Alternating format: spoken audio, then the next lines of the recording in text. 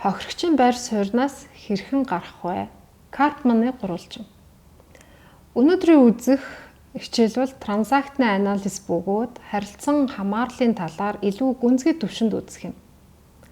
Харилцааны энэ хэлбэр дүр дотроо хохирогч, аврагч, мөрдөгч гэсэн дүрээс бүрдэх ба хүн эдгээр дүрүүдийг нөхцөл байдлаас хамаарч сольж байдаг. Харилцааны энэ хэв маягтай бид амьдрал дээр өдөр тутамдаа таарч байдаг. За жишээ нь хусын харилцаа, ээж хүүхдийн харилцаа, эсвэл найз нөхдийн харилцаан дээр голдуу хамааруулдаг.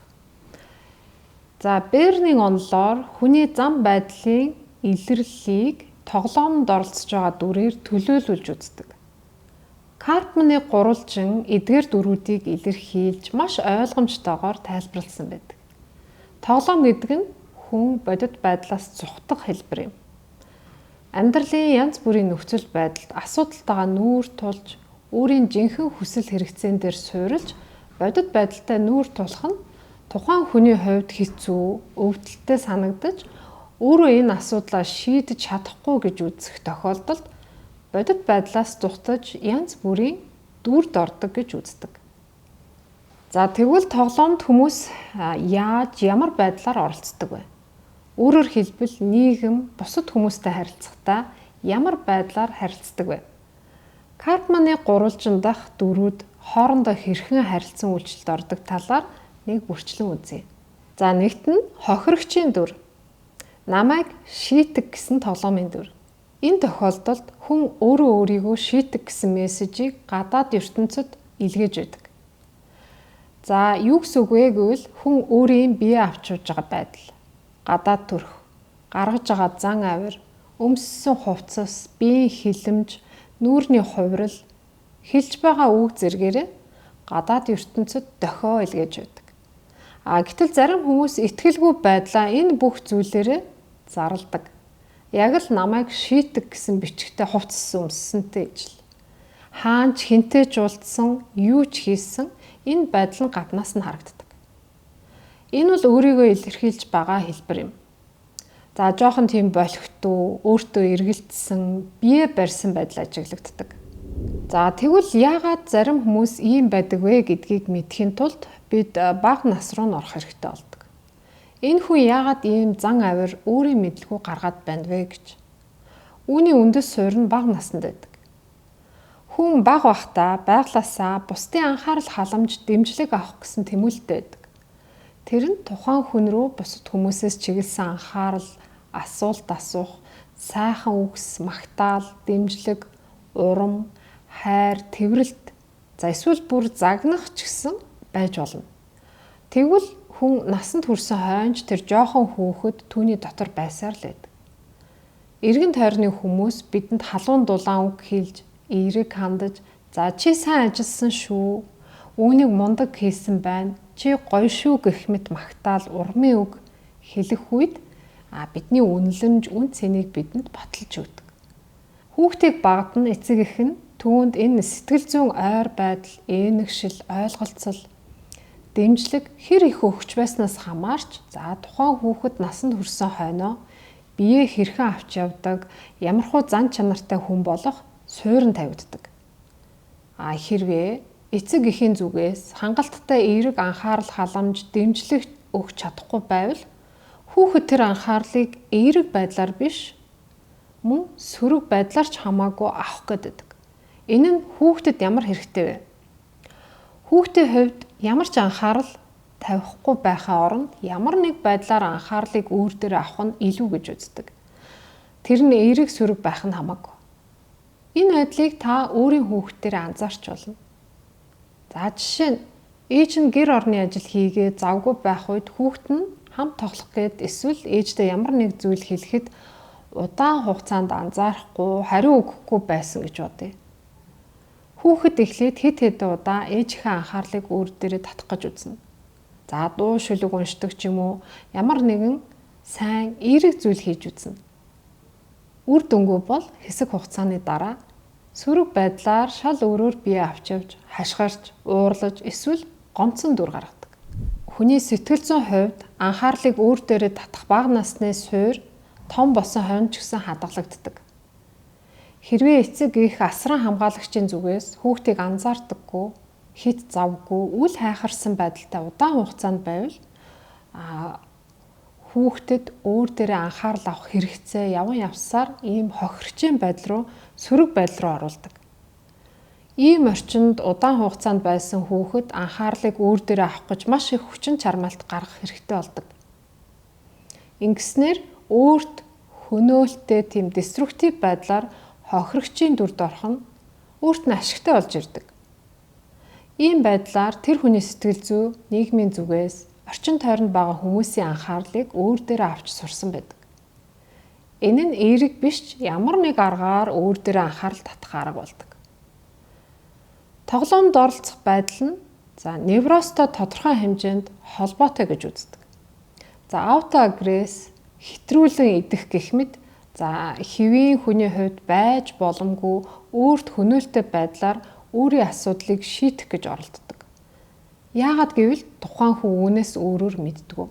Багаасаа энэ хэв маягаар өөрийн асуудлыг тодорхой хэмжээнд шийдэж ирсэн учраас энэ нь өөрт нь танил, дадаж сурсан зүйл байдаг. Невроз гэж юу вэ? Энэ нь хүн өөрийнхөө төлөө ямар нэгэн сайн сайхан зүйл хийх, үр дүнд хүрэх, амьдралдаа ямар нэгэн зүйл өөрчлөх гэж оролдохдоо хэвийн биш өөрт хөнөөлт байдлаар хийх гэж ойлгож болно. Өөрөөр хэлбэл тухайн хүний сэтгэл зүй өөрт тулгарсан асуудлыг өөрөөр шийдэж сураагүй. Тоглоомд оролцох хохирогчийн дүр бол өөрийгөө хувь хүн гэж мэдрэх гэсэн, дасан зохицож амьд гарах гэсэн, амьдралд аргаа олох гэсэн сонгодог арга юм. Хохирогчийн дүр өөрийн амьдралд хариуцлага үүрэх сонирхолгүй бөгөөд хариуцлага үүрэхэд бэлэн биш учраас хохирогчийн байр суурин дээр байх нь өөрт нь ашигтай байдаг. Тухайн хүний амьдралд болж байгаа зүйлд бусад хүмүүс ямар нэг нөхцөл байдал, үйл явдал буруутай гэж үздэг. Хэрвээ тухайн хүний өөрийн үнэлэмж тогтворгүй, бусад хүмүүсийн бодлоос хамааралтай, өөртөө нөөц боломж тулах цэгийг олж хараагүй байгаа үед бие даад шийдвэр гаргаж үүний хариуцлагыг өөр дээрээ авахаас айдаг. Жишээ нь тэр хүн шийдвэр гаргаад буруудлаа гэж бодоход маш эмзэг хүлээж авч өөрийгөө бүтлгүй нэгэн гэж шууд дүгнэдэг. Гэтэл аливаа шин зүйлийг хийж үзэхэд алдаа хийх нь хэвийн байх л зүйл. Сэтгэл зүй өөрийгөө хамгаалах үүднээс хариуцлагыг өөр дээр авахгүй хохирогчийн байр суурин дээр байхыг сонгодог. Хариуцлагыг бусад хүмүүст шилжүүлдэг гэсэн үг. Жишээ авъя. Таксид дуудсан ч хоцорч ирсэн байна гэж бодъё. Хариуцлагыг өөртөө биш таксины жолоочд үүрүүлдэг. Гэтэл таксиг 30 минутын өмнө дуудаж цагтаа амжиж ирэх бүрэн боломжтой байсан. Бид мөн заримдаа хариуцлагыг бусдад үүрүүлэх тохиолдлууд байдаг. Хүн дандаа төгс мундаг байна гэж байдаг. Өөрөөр хэлбэл шаардлагатай бол бид хохирогчийн байр суурийг авдаг гэсэн үг. Жишээ нь хүүхэд ихэвчлэн аяга хагардсан, тоглоом эвдэрсэн гэж хэлдэг. Бид аажмаар хүүхдэд хариуцлагыг үүрүүлж өөр дээрээ хариуцлагыг авахыг зааж олно. Аяга өөрөө аяндаа хагарна гэсэн зүйл байхгүй гэдгийг ойлгуулна. Гэхдээ нэг анхаарах зүйл нь хүүхдийг загнаж шууд буруутгаж болохгүй. Чамаас болж аяга хагарсан, чи буруутай гэж огт хэлж болохгүй. Зөөлөн аргаар хэлж ойлгуулна. Зарим хүмүүс миний амьдрал ийм байгаа нь бусдаас манай тэтгэврийн тогтолцоо юм уу? Улс орны байдлаа, санхүүгийн хямралаас болж байна гэж буруутгадаг. Гэтэл амьдрал өөрөөс нь хамаарч байгаа гэдгийг хүлээн зөвшөөрөхийг хүсдэггүй. Тэгвэл хохирогчийн эсрэг дүр бол өөрийн амьдралын бүтээгч нь болох юм. Бүтээгч гэдэг бол өөрийн шийдвэр, үйлдэлд хариуцлагыг өөр дээр авна гэсэн үг. Хариуцлага авна гэдэг нь юун дээр үндэслэж шийдвэр гаргаж, үйлдэл хийж байгаагаа мэддэг, бие дааж шийдвэр гаргаж түүний үр дагаврыг өөрөө хариуцахыг хэлж байгаа юм. Ялгаатай нь бүтээгч алдааг туршлага гэж хөнгөн хүлээж авдаг. Хохирогчийн хувьд өөртөө найдаж чадахгүй учраас алдааг маш хүндээр хүлээж авдаг. Харин бүтээгч бүх зүйл өөрөөс нь хамаардаг гэдгийг ойлгодог учраас ямар ч алдаа асуудал тулгарсан учрыг нь олно гэсэн итгэлтэй байдаг. Бид энэ талаар айцаа хэрхэн давах вэ гэсэн дараагийн хичээлээс илүү дэлгэрүүлж үзэх болно. Мөрдөгч. Хохирогч байгаа цагт мөрдөгч байна. Тоглогч бүр буюу дүр бүр өөрийнхөө төвшөнд хоёр дахь ашигтай талыг хүртэж байдаг. Хэрвээ хүнд дотоод асуудал ихтэй, дарагдсан уур бухимдал ихтэй боловч үүнийгээ шууд гадаад ертөнцид илэрхийлж чаддгүй бол энэ бүх хоримтлагдсан асуудал, уур бухимдлаа гаргах хамгийн тохиромжтой хүн бол хохирогч байдаг. Энэ бол идэвхтэй төрлийн мөрдөгч. Үүнээс гадна идэвхгүй мөрдөгч гэж байдаг. Хүн бүр өөрийн харах өнцгөр амьдралыг харж дүгнэдэг. Хохирогчийн хувьд амьдралд болж байгаа үйл явдалд гадаад хүчин зүйлийг шууд буруутгадаг. Бусад хүмүүс өөрт нь хор учруулж, муу юм хийж болзошгүй гэсэн байр суурьнаас хардаг. Хохирогч бусад хүмүүс өөрийнх нь амьдралд асуудал үүсгэнэ гэж харж ойлгодог. Харин мөрдөгч хохирогч руу чиглэсэн ямар нэг муу зүйл хийгээгүй байж болно. Гэтэл хохирогчийн зүгээс мөрдөгчийн өөрлөө нь хандаж хийж байгаа зүйлийг хортой хөнөөлтэй гэж харах гэдэг. Мөрдөгч өөрийгөө тухайн хүнтэй хэвийн харилцсан гэж үздэг бол хохирогч үүнийг нь сөргөөр хүлээж авдаг. Энэ бол идэвхгүй хэлбэрийн мөрдөгчийн жишээ. Тэгвэл мөрдөгчийн 3 дахь жишээ. Өмнөх жишээн дээр авсан хохирогчийн өөрийн амьдралд тухайн амьдарч байгаа улсынхаа тогтолцоо, ямар нэг дарга ерөнхийлөгчийг буруутгадаг. Тэгвэл эдгээр хүмүүс буюу ерөнхийлөгч, ямар нэг байгууллагын дарга гэх мэт хүмүүс ордог. Жишээ нь ерөнхийлөгч тусгайлан хохирогчийн амьдралыг муу болгоё гэж санаатаагаар зорж түүнд муу зүйл хийсэн зүйл байхгүй ч хохирогчийн хувьд бол муу дүр. Шууд харилцаанд ороогүйч буруутгадаг. За хохирогчд дахиад нэг дүр хэрэгтэй болдог. Өөрийг нь авардаг. Өөрийн амьдралын асуудал, хэцүү нөхцөл байдлыг бусдад ярьж, гомдлолж, өрөвдүүлэх хэрэгцээ байдаг. Тэгвэл тэр хэрэгцээг хангах дүр бол аврагчийн дүр юм. За хохирогчийн нөхцөл байдал тийм хүнд хэцүү биш байсан ч гэсэн бусдад гомдлолж ярьсаар өөрөө тэрэндээ итгэдэг. Ингэж ярьж, өрөвдүүлж, асуудлаа хуваалцснаар сэтгэл зүйн ачаа, тэр дотоод ачааллаа бууруулж хөнгөлдөг. За тэгвэл одоо аврагчийн дүрийн талаар ярилцъя. Аврагчийн дүрийн хувьд хохирогчийг аварч энэхүү гурвалжинд аврагчийн дүрээр оролцох нь түүний ямар хэрэгцээг хаадаг вэ? Та өөрөө ийм байдалд орж байсан уу? Хэн нэгэн тусвалж, зөвлөгөө өгч түүний асуудлыг шийдэх гэж явах үе танд гарч байсан уу? За хүнд хэцүү нөхцөлд орсон хүнд тусалах гэж бүхий л анхаарлаа тэр хүнд хандуулж исэн үе бий юу? Хүн ямар нэг дүрд орохгүйгээр яг өөрийн жинхэнэ байр суурьнаас амьдрахад өөрийн олон асуудалтай нүүр тулж ажиллах хэрэгтэй болдог. Аврагчийн дүр бол тийм ч амар дүр биш. Аврагчийн хувьд яагаад бусад хүн дээр бүх анхаарлаа хандуулж түүнд өөрийгөө зориулах хэрэгтэй болдог вэ? Аврагчийн яг өөрийнх нь амьдралд юу болж байгаа вэ? Түүний бүх хэрэгцээ хангагдсан уу? За аврагчийн өөрийнх нь дотоод асуудал шийдэгдсэн, амьдрал нь үнэхээр зэгцэрсэн үү гэдэг асуулт гарч ирнэ. Амжилттай, хоббитэй, хувийн амьдрал нь аз жаргалтай, завгүй, олон найз нөхөдтэй хөндлөнгөөс харахад аврагч өөрийн амьдралд анхаарад юун бусад хүмүүстэй мантай баймаар. Гэтэл үгүй. Аврагчийн хувьд өөрөө ч мэдлгүй бусад хүмүүст анхаарлын төвийг шилжүүлэх нь өөрөөсөө зүгтж байгаа нэг хэлбэр болдог. Өөрийн шийдэх асуудал, өөртөө сэтгэл ханамжгүй байдал, өөрийн хэрэгцээг хангаагүй байдал, өөртөө итгэлгүй байдлаас зүхтах хэлбэр болдог. Өөрийн асуудалтай нүүр тулж шийдвэрлэснээс бусад хүмүүсийн асуудал төвлөрч зөвлөгөө өгөх нь илүү амар байдаг. Бусад хүмүүсээр дамжуулж өөрийн үнэлэмж, үндсийн итгэлээ өсгөх нь хамаагүй амар ажил. Би яг хэн бэ? Би өөрийн амьдралд юунд хүрсэн бэ гэдэг асуулт аврагчийг зовоодог. Дараагийн асуулт. Та чин сэтгэлээсээ бусад хүмүүст тусалж байсан уу? Бид бусад хүмүүсийг аврах гэж явахдаа бид бусдыг үнгүүдүүлдэг. Бид бусдад зөвлөгөө өгөх үед бид өөрийгөө бусдаас дээгүүр тавьдаг гэсэн үг. бид бусад хүмүүсээр дамжуулж өөрийн үн цэнийг баталж байгаа хэлбэр юм. Аврагчийн дүрээс гарч өөрийн амьдралаар амьдрах нь зарим хүмүүсийн хувьд хэцүү байдаг.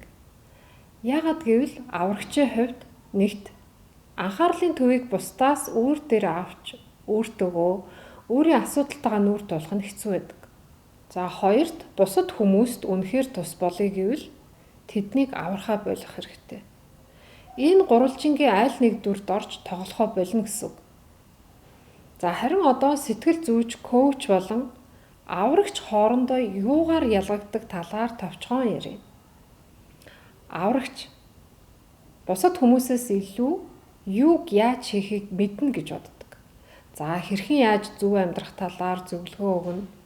Дандаа үргэлж бэлэн зөвлөмж өгдөг. За тэгвэл сэтгэл зүйч, коуч, зөвлөх нар үүний эсрэг зүйл хийдэг.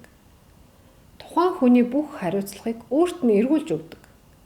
Сэтгэл зүйч, коуч нар тухайн хүнд тодорхой чиглэсэн асуултууд тавьж, хүн өөрийн асуудлыг ойлгож, бие дааж шийдвэр гаргахад чиглүүлж өгдөг. За хэд хэдэн зөвлөгөө чиглүүлэхийн дунд хувь хүн гүнзгий төвшин жинхэнэ өөртөө нүүр тулж, өөрийн байгаа байдалдаа бусдад харилцах харилцаанд хангалттай сэтгэл ханамжтай биш ч гэсэн өөрийгөө байгаагаар нь хүлээн авч өөрийн амьдралд хариуцлага үүрэхэд бэлэн болоход чиглүүлдэг. Аврагч болон хохирогчийн харилцаанд элбэг тохиолдог нэг үзэгдэл бол урам хугарал. За энэ нь юу хэлж байна вэ гэвэл аврагч үнэн сэтгэлээсээ хохирогчд тусуулах гээд хэд хэдэн зөвлөгөө өгч янз бүрээр тусуулах гэж оролддогч хохирогч энэ бүхнийг үр дүнгүй гэдгийг батлах гэж оролдох явдал юм. Өөрөөр хэлбэл хохирогч аврагчийн санал болгосон гарц гаргалгаанаас хайж эхэлдэг гэсэн үг. Тэр бүтэхгүй, энэ хэцүү. Тэр тийм ч үр дүнгүй гэх мэт. Хохирогч тоглоом тоглож байгаа шүү дээ. Аврагч аварсаар эцэстээ урам нь хугардаг. За хэрвээ аврагч хохирогчд тусуулж үр дүн харахыг хүсдэг бол тийм зүйл бараг л болохгүй. Аврагч аварсаар байх юм бол өөрийн энерги, цаг хугацаа, хүчин чармаалтыг үрж, эцсийн дүндээ хий дэмий цагаа үрж маш их хичээл зүтгэл гаргадагч хоосон мэдрэмжтэй үлддэг. Хохирогч харин аврагчийн зөвлөмжийг дагдаггүй. Аврагч хохирогчд хэдэн 100 зөвлөмж, гарц гаргалгааг санал болгосон ч хохирогч тэр болгоноос нь олж харддаг. За тэгээд аврагчийн хичээл зүтгэлийг өнгөөдүүлдэг. Хохирогч хохирогчоор үлдэхийг хүсдэг. За дөрүүд хоорондоо хэрхэн харилцан үйлчлэлд ордог талаар ярив. За хохирогч мөрдөгчд намайг шийтэг гэдэг дохиог явуулдаг. За дохио гэдэг нь гадна эртд илгээж байгаа мессеж юм. Тэгэхээр энэ мессежийг өөрийн мэдлгүй бие авч явж байгаа байдлаараа илгээдэг гэсэн. За тэгвэл энэ мэдээлэл дүндэслэж мөрдөгч хохирогчд хандаж идэвхтэй эсвэл идэвхгүй агресс гаргадаг. Хохирогч мөрдөгч хэрхэн өөрийн амьдралд хэцүү нөхцөл байдал үүсгэснийг аврагчд очиж гомдолдог. Хохирогч мөрдөгчийг муулж түүнийг хэр муу хүн болохыг хэрхэн өөрийг нь зовоосныг аврагчд очиж хэлж өөрийгөө өрөвдүүлдэг. Эхэндээ аврагчийн тус зөвхөн харилцааны төвшөнд явагдана. За зөвлөгөө өгнө, сэтгэл санаагаар дэмжинэ. Дараагаар нь аврагч хохирогчийг аврах гэж явдаг. За үйлдэл хийж эхэлдэг. Аврагч хохирогчийг өмөөрч мөрдөгчийг буруутгадаг. За тэгвэл дөрүүд хэрхэн солигддог вэ? Ямар нэг зүйл тоглоомын дагуу явахгүй үед дөрүүд солигддог. Жишээ нь хэрвээ аврагч хохирогчийн бодож төсөөлж байсан шиг түүнийг аврахгүй, туслахгүй үед ихэвчлэн ийм зүйл болдог. Энэ тохиолдолд хохирогч өөрөө мөрдөгч болдог. Өөрийн аврагчийг буруутгаж, аврагчийг хохирогч болгодог. Өмнө нь аврагч байсан хүн хохирогчийн дүрд орж, өмнө нь хохирогч байсан хүнийг бусдад гомдлож, түүний төлөө хичнээн их зүйл хийснээ ярьж, өөрийгөө түүний төлөө зориулсан ч тэр юу ч хийгээгүй, талархах сэтгэлгүй гэж гомдлож, өөрийг нь аврах өөр аврагчийг гаднаас айж эхэлдэг. Энэ гурвалжингаас гадуур дахиж өөр аврагчийг олж, түүнд гомдлож, өөрийг нь авраач гэдэг. Иймэрхүү байдлаар энэ тоглоом үргэлжилж болдог. Эсвэл хохирогчоор үлдэж харин өөртөө шинэ аврагч нарыг өөртөө хайж болдог. Нэг аврагчаас авах зүйл аваад дараагийн аврагч руу шилждэг гэсэн. Харин аврагч мөрдөгч болж хуурч бас болдог. Өөрөөр хэлбэл хохирогч мөрдөгч буюу өмнө нь аврагч байсан хүнээ буруутгадаг. Энэ тоглоом насан туршид байж болно. Эсвэл хэсэг хугацаанд үйлчилж бас болдог. Жишээ нь сэтгэл зүйч юм уу коуч дээр үйлчлүүлэгч ирээд бусад сэтгэл зүйч нарыг өөрт нь ямар ч тус болоогүй талаар ярьдаг. Түүний хандсан олон сэтгэл зүйч нар түүнд хүссэн тэр зөвлөгөө чиглүүлгийг өгөөгүй гэж хэлдэг. Энэ тохиолдолд үйлчлүүлэгч өөртөө шинэ аврагчийг хайж байгаатай яг ижил. Тухайн үйлчлүүлэгчийн өмнөх сэтгэл зүйч нар өөрийнх нь хувьд аврагч биш, мөрдөгч болсон гэсэн үг. Энэ дүр зураг өмнөх найз нөхөд, ажлын газрын хүмүүс, өмнөх эхнэр нөхрийн талаар ярих яриан дээрээс хүмүүсээс ажиглаж болно. Энэ бол хохирогчийн дүр. Харин өөрийг нь гомдоосон хүмүүс түүний хувьд мөрдөгч болдог. Карпманы гурвалжин бол бодит байдлаас зүхтах, бодит асуудлаас зайлсхийх, хариуцлагаас зүхтах арга хэлбэр юм. Өөрийн дүрийг таньж, бодит үйлдэл хийж, өөрчлөлт хийснээр хариуцлагыг өөр дээр авснаар л энэ тоглоомноос гарах боломжтой. Та хэний дүрийг өөр дээр авдаг вэ? Танд сэтгэл зүйн ямар хамгаалах механизм байгаа учраас ямар асуудлыг шийдвэрлэж бодит байдлаас зайлсхийж байна вэ гэдэг асуултанд өөртөө шударгаар хариулснаар л үүнээс гарах эхний алхмаа хийх боломжтой. Та энэ тоглоомыг ойлгосноор л үүнийг өөрчилж чадна. Гэхдээ та нэг зүйлийг хүлээн зөвшөөрөх хэрэгтэй болно. Та өөртөөгөө ажиллаж, сэтгэл зүйн хувьд илүү бие дааж, энэ дүрээсээ татгалзаж эхлэх үед таны ойр тойрны хүмүүс үүнийг таатай хүлээж авахгүй. Яагаад гэвэл тэд мөн энэ тоглоомд тодорхой дүрд тоглосоор байна. Хэрвээ та аврагч бол энэ дүрээс гарах үед хохирогч танд маш ихээр гомдно. Таны энэ өөрчлөлтийг эсэргүүцэж дургуутсна. Таныг шууд аврагчаас мөрдөгчийн дүрд оруулж буруутгадаг. Магадгүй тантай харилцахаас татгалзаж, таныг өөрийг нь аврахаас татгалзсны төлөө таныг маш ихээр буруутгаж, танд гомдож, бусдад очиж таны талаар мөн гомдлож, өөртөө шинэ аврагчийг хайж магадгүй. Та энэ тухгүй үеийг даван гарснаар л энэ тойргоос гарч, эрхчлөөтэй болж, бусдад ч мөн энэ дүрээс гарахад тусалж чадна. Хохирогчийн хувьд өөрийн үнэлэмж, үнцэн, өөртөө итгэлээ нэмэгдүүлж, тогтвортой болгож, хариуцлагыг өөртөө авч, өөрийн амьдралын бүтээгч болох юм. Өөрийн дотоод хүүхдийн бусдаас хайж байгаа анхаарал дэмжлэгийг өөрөө өөртөө өгч чадах хэмжээнд сэтгэл зүйн хувьд насанд хүрч бие даах хэрэгтэй болно. Товчхондоо өөрийгөө өрөвдөхөө болно гэсэн.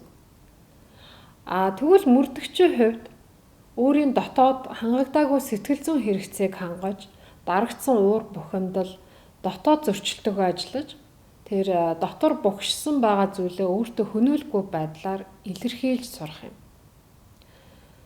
Амьдралын тэнцвэр дадлагыг дахиж хийж, амьдралын аль талбар танд олдоод асуудалтай байгааг юун дээр анхаарал хандуулах хэрэгтэйг ойлгож, өөрийн үнэлэмж хаана унаад байгааг илрүүлж, өөртөө ажилласнаар өөрчлөлтийг хийх боломжтой. Өөрийгөө илүү сайн ойлгохын, системтэй өөрчлөлтийг хий гэвэл энэхүү сургалтын 1-р модульд орсон өөрийгөө танин мэдэх 5 алхамт аргачлалыг үзэхийг санал болгож байна. Тэгвэл өөртөө ажиллаж энэ бүх дүрээсээ гарлаа гэхэд энэ тоглоомоос дээгүүр түвшинд юу байдаг вэ гэдэг асуулт гарч ирнэ. Бодит байдал амьдрал дээр юу байх вэ? Эрик Берни тодорхойлсон 3 зүйл байдаг. Ухамсарлахгүй, ойр дотн байдал, гадны нөлөөгөөр биш харин дотоод сэтлээс үүдэж өөрчлөлтөнд бэлэн байх. Өөрөөр хэлбэл өөрийн жинхэнэ биегээс үүдэж шийдвэр гаргаж үйлдэл хийх юм. Ингээд дараагийнхаа хичээлд орцгоё.